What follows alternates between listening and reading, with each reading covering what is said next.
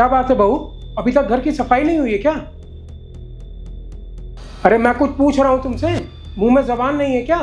घर की सफाई क्यों नहीं हुई अभी तक? वो पापा जी, घर के सारे काम मैंने कर दिए हैं, बस छोटे मोटे काम पड़े हुए हैं, वो अभी मैं थोड़ी देर में कर दूंगी।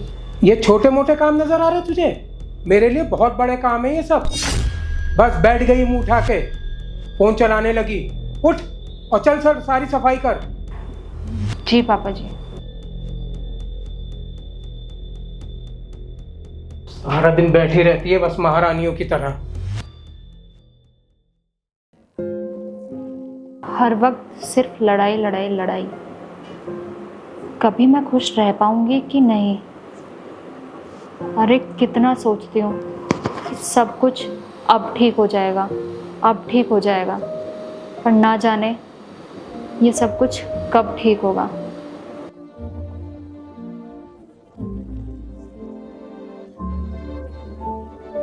कैसे बेशर्मों की तरह बैठी हुई है। बस आराम फरमा लो और खाना खाते रहो, और कुछ काम तो है नहीं।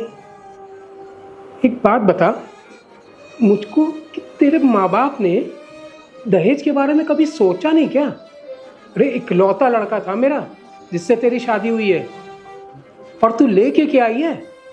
एक फूटी कौड़ी भी ना निकली तेरे माँ बाप से। पापा जी, आप ऐसा क्यों बोल रहे हैं? जितना मेरे माँ बाप के पास था उतना उन्होंने कर तो दिया, उतना दे दिया उन्होंने। बस चुप कर लो, पुरानी बातें ना ही याद दिलाओ तो अच्छा है, खून खौल जाता है मेरा। अरे जब बाहर निकलता हूँ ना तो दोस्त यार पूछते हैं कि क्या लेके आई तुम्हारी बहू दहेज में। अब क्या जवाब दूँ उनको कि मेरी बहू बातें तो बड़ी बड़ी करी लेकिन लेके क्या आई? एक थैला ना निकला। शर्म आती है मुझे तुझे अपनी बहू कहते हुए। ना जाने किस घर में मैंने अपने बेटे की शादी कर दी।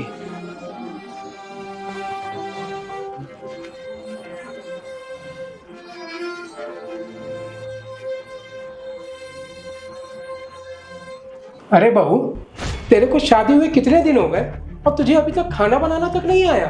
कभी दाल में नमक ज्यादा हो जाता है, कभी रोटी जली मिलती है। अरे तेरे माँ बाप ने तुझे यही संस्कार दिए, कुछ सिखा के नहीं भेजा है क्या?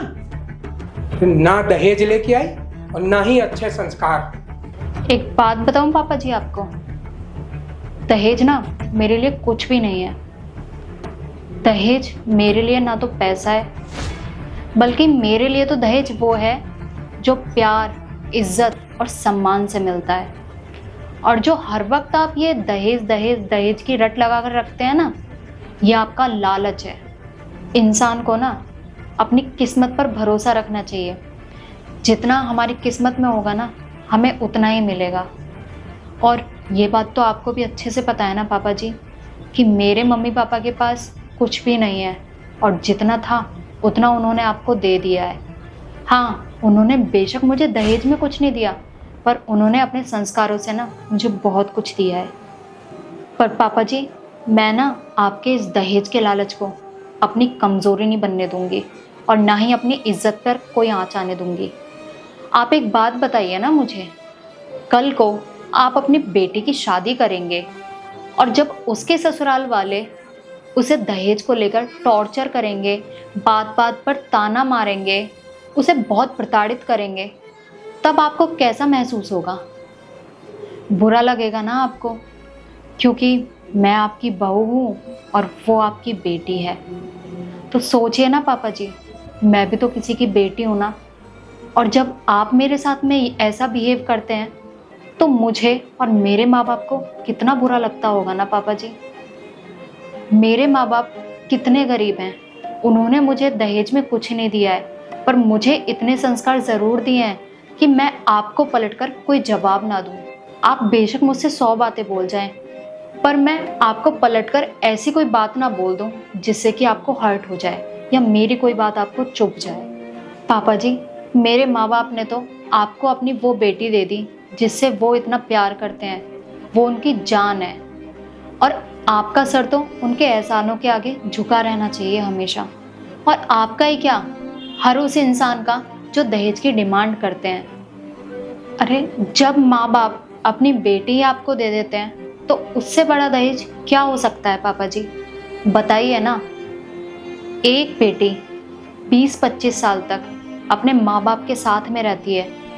माँ बाप पाल पोस कर इतना बड़ा करते हैं। अरे एक लड़की की सारी यादें अपने माँ बाप, अपने भाई बहनों के साथ में जुड़ी रहती हैं। कितना मुश्किल होता है ना अपने माँ बाप, अपने भाई बहनों को छोड़कर शादी करके एक नए घर में आना। हमेशा यही ट्राई करना कि हम अपने ससुराल वालों का दिल जीत पाएं, उन्हें किसी चीज़ की कमी ना होने दें। और मैंने भी यही सोचा था पापा जी कि मैं अपने घर को, अपने ससुराल को बहुत अच्छे तरीके से संभाल लूं, पर शायद मुझसे ही कोई कमी रह गई होगी, तभी मैं आपका दिल नहीं जीत पाई हूँ अभी तक। खैर छोड़िए वो सब बातें। अब मैं आपको एक बात और बता दूं कि जो शादी मेरे माँ बाप ने करी है ना मेरी, उसमें उन्होंने अपना घर तक गिरवी रख दिया था। अब आप ही बताइए उनके पास और क्या बचा है देने को आपको। और मेरे अंदर भी इतनी हिम्मत नहीं है कि मैं उनको जाकर या कॉल करके ये बोल पाऊँ कि आप लोगों को और दहेज चाहिए। प्लीज़ मुझे माफ़ करना पापा जी, ये सब मुझसे अब नहीं होगा। बेटा, आज जो तूने मेरे से ये सब बातें बोली ना, इनसे मेरी आंखें खुल गई। मैंने तेरे को क्या कुछ नहीं सुनाया, क्या क्या ताने नहीं मारे तेरे को, लेकिन तूने पलट के कभी मुझे एक बार भी जवाब नहीं दिया। इनको कहते हैं संस्कार। आज मुझे गर्व है तेरे पे, और तूने मुझे ये एहसास दिला दिया कि दहेज ही सब कुछ नहीं होता है। अच्छे संस्कार और अच्छी बहू जिस घर में आ जाए, वो खुद उस घर को दहेज क्या सब चीज से भर देती है। मुझे गर्व है अपने बेटे पे कि उसने तुझसे शादी करी, और आज से तू इस घर की बहू नहीं, बेटी होगी। और जो भी हक, जो भी सम्मान मैं अपनी बेटियों का करता हूँ, वही हक और सम्मान तुझे मिलेगा। और बहू, आज तूने ना मेरे अंदर से दहेज का लालच हटा दिया। अरे कितने ही माँ बाप ऐसे होंगे, सास ससुर होंगे, जो इस दहेज के लालच में आके अपने बेटे बहू का घर तबाह कर देते हैं। मुझे माफ़ कर दे बेटा, जो मैंने तेरे साथ इतना गलत किया आज तक। थैंक यू सो मच पापा जी, जो आपने मेरी बात को समझा। अब आप बैठिए, मैं आपके लिए चाय बना कर लाती हूँ।